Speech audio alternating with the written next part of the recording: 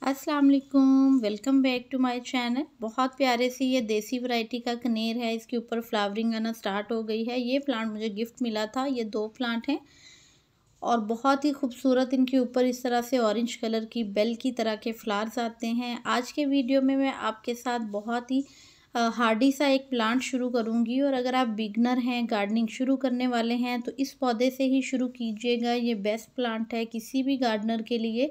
अगर आप गार्डनिंग को शुरू करने वाले हैं तो अपने घर में इस पौधे को ज़रूर लगाइए। भर भर के फूल देता है, बहुत ही हार्डी प्लांट है।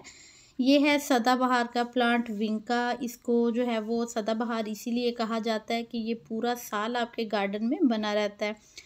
बहुत सारे पौधे हम ख़रीदते हैं, बहुत सारे पौधे हम लगाते हैं महंगे वाले, लेकिन वो ख़राब हो जाते हैं। बहुत ज़्यादा गर्मी की शिद्दत जो है वो बर्दाश्त नहीं कर पाते और बहुत ज़्यादा जो सर्दी है वो भी बर्दाश्त नहीं कर पाते और वो ख़त्म हो जाते हैं। लेकिन ये जो देसी वैरायटी है ये कभी भी ख़त्म नहीं होती और इसी तरह ये बहुत खूबसूरत फ्लावरिंग करता है।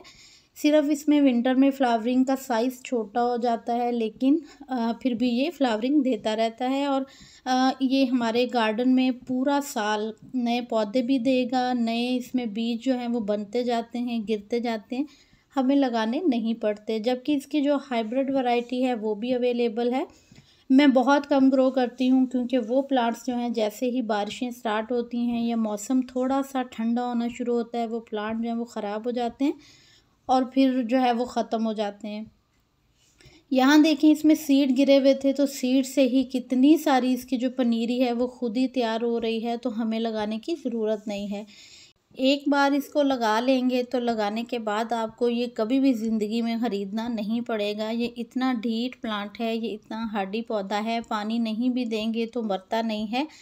थोड़े से इसके पत्ते जो हैं वो हल्के येलोविश होंगे, लेकिन ये मरेगा नहीं। आप पानी देंगे फिर से नई नई कॉम्प्ले आएंगी और नए नए इसमें फ्लावर्स खिलना शुरू हो जाएंगे।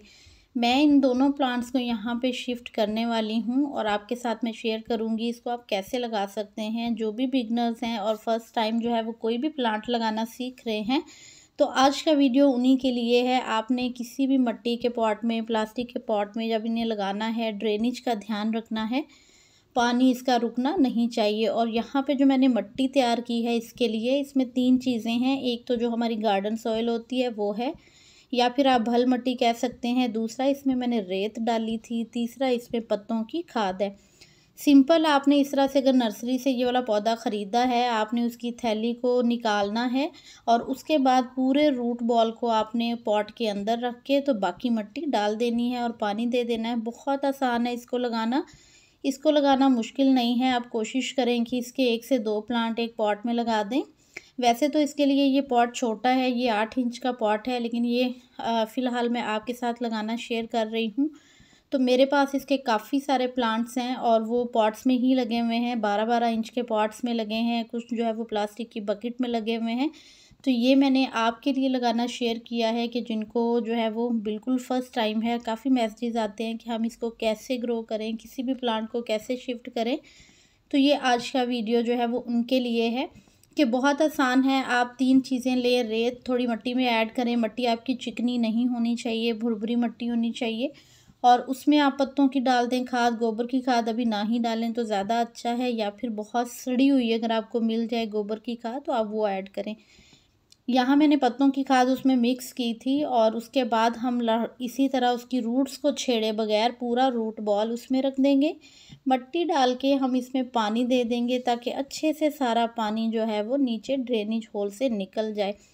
इसमें इस तरह से सीड बनते रहते हैं। अगर तो आपको सीड चाहिए तो बनने दें, वरना आप सीड की जो सीड पॉट होते हैं, बिल्कुल ये जिस तरह लंबी लंबी फलियाँ सी बन जाती हैं, इनको आपने उतार देना है। उतारने से ये होगा कि पौधा जो है वो और नई ग्रोथ करेगा, उसमें नए नए ब्रांचेस आएंगे और उसके ऊपर फ्लावरिंग भी ज़्यादा होगी। अगर प्लांट कोई भी सीड बनाने लग जाए तो वो फिर अपनी ग्रोथ को रोक देता है, फ्लावरिंग को स्टॉप कर देता है और बस फिर सीड्स ही बनाता चला जाता है।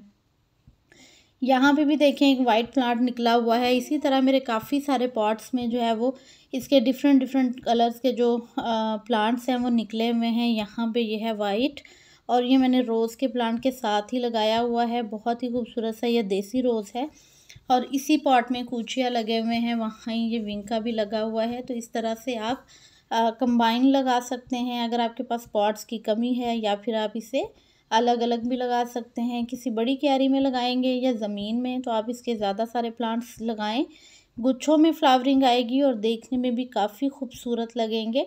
इसे आप छोटे पॉट में भी ग्रो कर सकते हैं, जैसे कि मैंने इसे 8 इंच में लगाया, और आप इसे बड़े पॉट में भी। इसको ज़्यादा खाद नहीं देनी, आपने इसे हर 15 से 20 दिन के बाद चाहें तो एक मुट्ठी जो है वो दोबारा पत्तों की खाद डाल दें, या फिर अगर फूल कम आ रहे हैं तो आप जो केले के छिलके हैं उनका लिक्विड फर्टिलाइज़र बना के भी दे सकते हैं, या फिर चाहें तो आप इसे कोई केमिकल फर्टिलाइज़र भी दे सकते हैं, लेकिन पॉट के हिसाब से दीजिएगा। बहुत ज़्यादा खादें इसे चाहिए नहीं है, तो बहुत ज़्यादा जब हम खादें देते हैं तब भी हमारे प्लांट्स जो हैं वो अच्छे ग्रो नहीं करते। और ये ऐसा पौधा है कि कोई भी होगा, चाहे बच्चा है वो भी इसे लगा लेगा, और बड़ा है जिसको गार्डनिंग आती ही नहीं है वो भी इस पौधे को बहुत इजीली ग्रो कर सकता है। तो होपफुली अगर आप गार्डनिंग करना चाह रहे हैं तो इस पौधे से ज़रूर शुरू कीजिएगा। बहुत खूबसूरत हार्डी प्लांट है और आपको जो है वो बहुत अच्छे फ्लावर्स भी देगा। यहाँ पे है जैस्मीन का प्लांट, और इसने फिर से जो है वो एक दफ़ा इसमें बर्ड्स आना शुरू हो चुकी हैं, नई नई ग्रोथ भी आ रही है। जब इसको बहुत बारिश का पानी मिल रहा था तो कलियाँ बिल्कुल नहीं आ रही थी, अब माशाल्लाह फिर से इसके ऊपर काफ़ी फ्लावरिंग आ रही है। तो होपफुली वीडियो आपके लिए यूज़फुल रहेगा, और अगर किसी को विंका के प्लांट चाहिए हों तो अवेलेबल है, आप कांटेक्ट कर सकते हैं। हैप्पी गार्डनिंग, चैनल को सब्सक्राइब कर दीजिएगा बेल के साथ। अल्लाह हाफिज़।